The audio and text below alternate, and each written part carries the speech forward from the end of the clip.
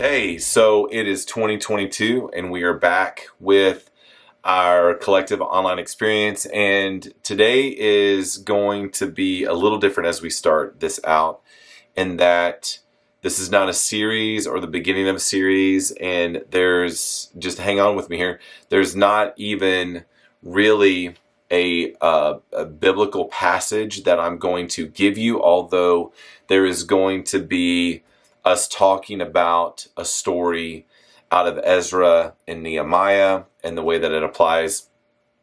So after today, I think it'd be super beneficial for you to go back and look in Ezra and Nehemiah. Originally, it was really one book, one story that was together, and then really with the onset of the printed Bible and kind of really more recently, we have the breaking up of Ezra and Nehemiah into two separate books. But before we there, just kind of want to talk about awkward things for a second. And when you hear the word awkward, it's probably pretty easy for you to think about awkward moments in your life. Unfortunately, there are way too many in my life. Like, I feel like often my life is marked by very awkward moments, very awkward things, very awkward instances. I was talking with one of our kids, and we were just talking about how awkward it's going to be when they have someone that likes them, who wants to date them, that it's going to be super awkward. And we started talking about how it's going to be awkward anyway. And I feel like one of the more just embracing the awkward things that we could do is just not only invite them over for dinner, but let's do Dance Party USA together. Just that person and me. Let's just say that it was someone who wanted to date one of my daughters. Let's do karaoke together. Let's do Dance Party USA together. I feel like that there's nothing more awkward than potentially asking very heartfelt questions while you're doing Party in the USA, dancing to Dance Party USA, and trying to get to know this guy at the same time. I feel like that is an incredibly awkward thing that could do. I've had super awkward moments in my life. One of them was getting slapped by my girlfriend in 7th grade in front of the clarinet section, who just did not like the fact that I had broken up with her and proceeded to, again, slap me in front of the clarinet section and say some very choice words to me in the 7th grade. And as I think about other awkward things that have happened, I think about just awkward incidences that have happened in my life.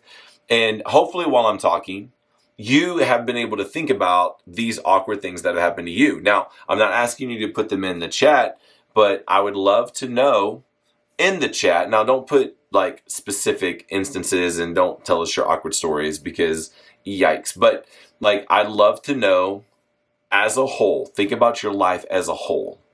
I would love to know on the awkward scale, if 0 is not awkward at all and 10 is you could not be more awkward. So 0, not awkward at all. 10, you couldn't be more awkward. Your life is marked by awkwardness. I would love to know where you feel like your life falls on this hypothetical, mythical, awkward meter. I'd love to know just where it falls for you. And it could be for a lot of different reasons. It could be maybe younger in your life, you had awkward things. And often we normally think of awkward as funny, but there's serious awkward, where something serious is happening and it's awkward. There's funny awkward, where like, man, this is just the most, I cannot wait to tell this story to you because this is hilarious. There's different types of awkward situations. But in the story of Ezra and Nehemiah, I feel like there's something about it that is very awkward. And now look, here's the deal. I really didn't know that much about Ezra and Nehemiah. I know Nehemiah helped rebuild the wall, and I know Ezra tried to usher in this with the exiles who were coming out of Babylon back into Jerusalem, try to usher in this idea of revival and really like this resurgence of dedication to the Torah, to the first 5 books of the Old Testament, Genesis, Exodus, Leviticus, Numbers, Deuteronomy. And so there's things like that. But often when you hear about Ezra and Nehemiah, and specifically, let me just talk about Nehemiah. When you hear about that, you hear things about leadership and how he was an incredible leader, and there are literally books written about it. And I was reading some on this, and just this idea that leadership may not be the greatest example of what Nehemiah was marked by, that we might be reaching a little bit to make it about leadership. This idea that as Nehemiah was kind of like, hey, commissioned and allowed to go back to Jerusalem to help rebuild the wall. So you had the temple that had been rebuilt, and you had Ezra who had worked to bring revival back, and then there's a resurgence to learning these great truths that were in the Torah and the history that goes with it. Ezra doing all this amazing stuff, and then as Nehemiah comes back, and this dude named Artaxerxes just basically saying, Nehemiah, you can go back and you can be a part of this, and Nehemiah helping to rebuild the wall, and just all the awkwardness that came with that. But the idea that this was important, that God's people were going to have this resurgence as they were being brought back, and as they were back in the land that had been promised to them after being in exile for so long in Babylonian captivity, that this rebuilding of the wall was this mark of God kind of ushering in this time. And that's where I feel like many of us kind of has stopped the reading of what has happened, because when you continue to look at this, there was this mark of that was happening, and then it ends on this idea that Nehemiah, kind of like the way it was described to me, Nehemiah kind of goes on a business trip back to, I believe it was Persia, goes back to this business trip, go back to take care of some business. And when he comes back, he finds that the wall is not being maintained. All the revival that Ezra had really wanted to see happen, people kind of were lacking following the rules, and were lacking their devotion to the Torah and the rules and the truths that were in that. Found that people were kind of setting up shop and using the wall for kind of a place of business that what it was not intended for. And so basically he gets so mad and so ticked off, he just loses his mind and actually begins to physically assault people, like ripping hair out, like physically violent toward him, to where he is just yelling and screaming and upset. Now, and that's kind of the way that this kind of all gets wrapped up. Not that this incredible thing happened, because it did for a while, but the way that it wraps up is that Nehemiah is kind of ticked off. He's upset and he's angry that what they desired to see happen wasn't happening. I don't know what that was like for them. I don't know what that was like for him, but I know that what we have tended to make that story about is kind of like Nehemiah was a great leader, and I have no doubt that he probably was this incredible leader, whatever leader really is supposed to mean in that context. But what's interesting about this story is that we tend to fail to look at, if you read toward the end of Nehemiah is just mad. Nehemiah is angry because everything he wanted to see happen didn't happen.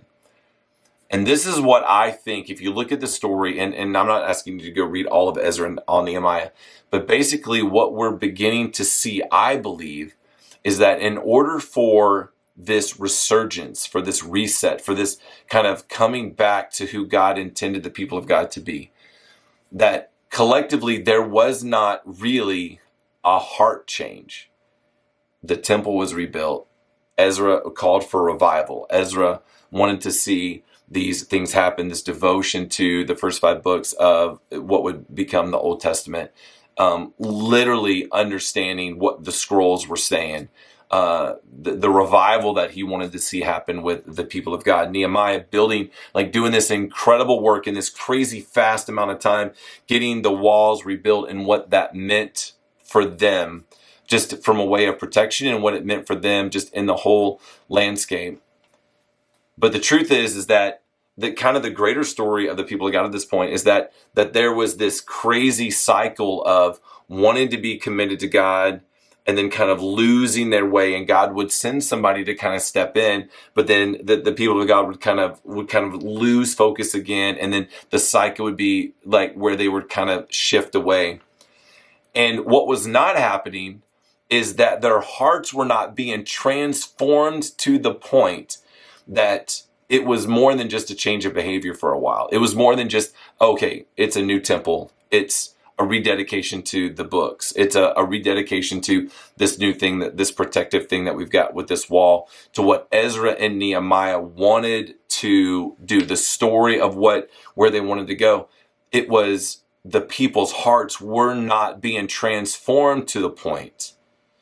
So what I look at and go is that there seemed to be a focus on external behavior and external things, but what was missing was the internal change, the internal reset.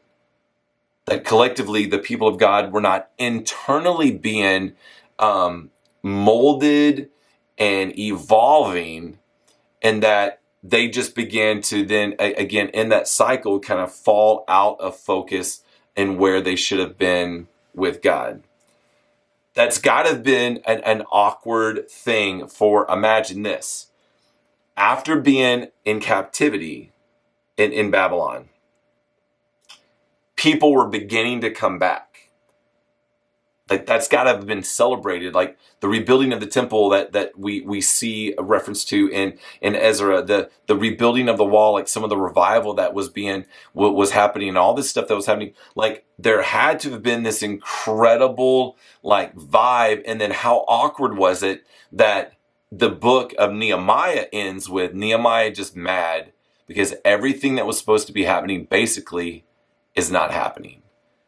And when I look at who we are as individuals in this greater thing called the church, when I think about individuals and families involved in this thing that we call the collective church, as we start, now again, this is January 9th, as we start in this second Sunday of January, as individuals, as small groups, as those that come together at the gathering, as families, when we think about the changes, and I'm not talking about New Year's goals and all that kind of stuff, but when you think about the changes that are going to help us connect to God in a way that leads to life change and that leads to obedience, is we've got to evaluate the internal, and I know that I've talked a lot about this at times. We've got to evaluate the internal, invisible things, because if we're not able to really evaluate and recognize the internal,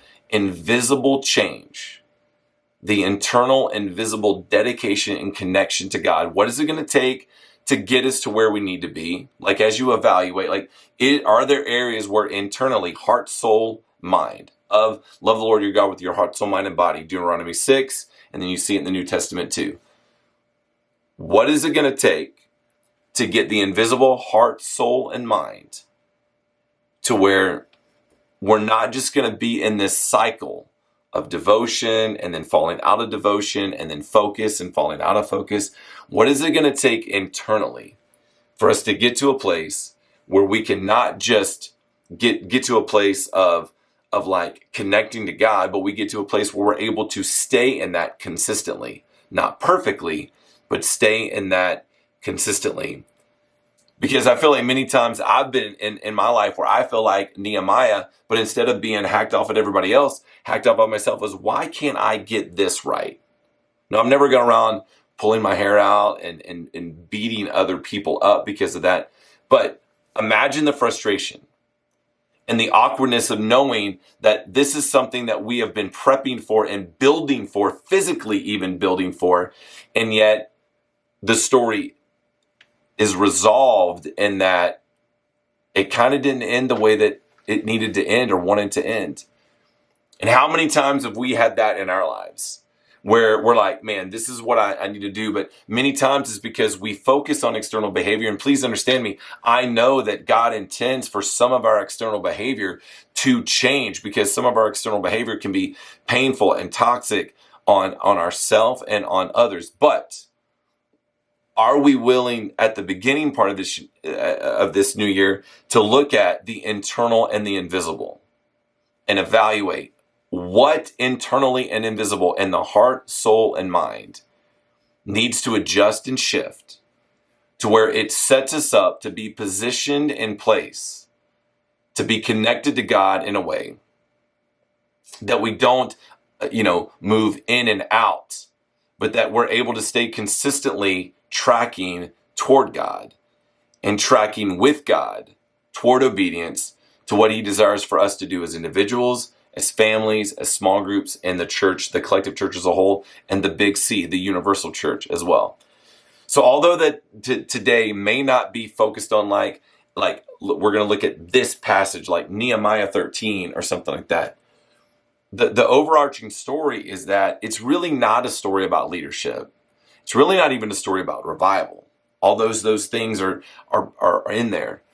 It's a story of recognizing that it was internally, heart, soul, and mind, the things that weren't adjusting and clicking like they should, that led to the people having this cycle of, we want to be committed to God. Things are put in place to help us be committed and connected to God, and then focus gets off.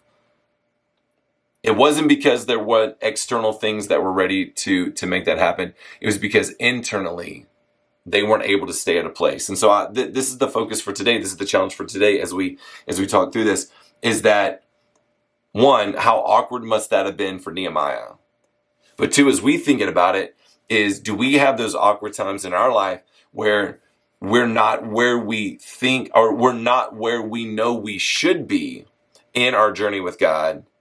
And not because of the performance oriented or the external, it's because we've not done the invisible internal work and evaluation to really understand what are some things that are keeping us from consistently moving with God. Why are we maybe cycling in and out when we shouldn't? Again, that's not to say we're supposed to be perfect. That's to say that there's an evaluation process that we can have. So today, in our small group, in the chat that we have today, we'd love to just kind of start today out by just hearing you help us answer some of these questions. And as you answer that, it will help others of us as we begin to begin thinking through this brand new 2022 of heart, soul, mind, invisible and internal.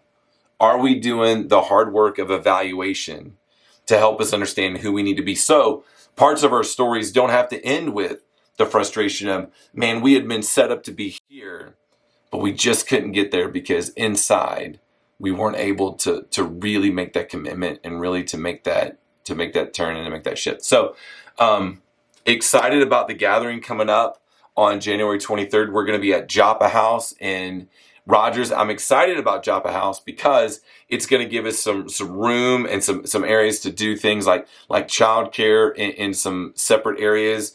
For those of you that have small kids, if that's something that you desire, we're going to have an area to be able to kind of have some separate space within the same building, within the same area on that night, as well as we'll get to eat together and stuff like that. So I'm excited about January 23rd and then the other gatherings that we're going to have this year.